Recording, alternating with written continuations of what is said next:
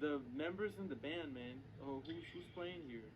So on this particular track, it's really my sort of core unit for my quintet, my core group, which features Glenn White on saxophone, who I've been playing with for several years, George Burton on piano, and I play in both of their bands as well, and we played for quite a long time, as well as Nathan Peck on bass, who also co-produced the record and mixed and mastered and did a fantastic job. He's an old friend of mine. We go back to Pittsburgh. Nathan Peck was one of the first young players in Pittsburgh that could, he could really, that I met at least, that could really sort of play the language and play jazz and had the respect of the elders, but he was also leading his own bands and writing his own music. So Nathan Peck inspired me to, really kind of write music. So shout out to Nathan. Thank you, Nathan. Yeah.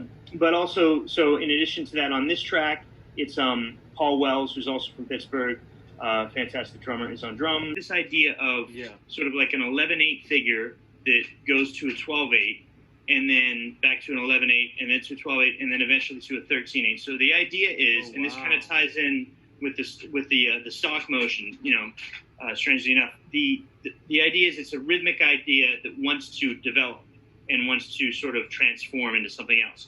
So it's going back between the 11/8 to the 12/8, but it wants to go to the 13th/8.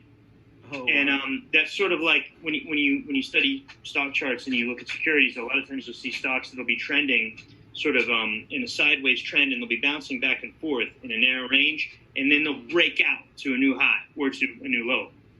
Hopefully to a new high if you're on the long side of the trade. But so this consolidation is kind of like the back and forth between the 11/8 and the 12/8, and it's also sort of like the idea. It's like the idea wants to grow and evolve.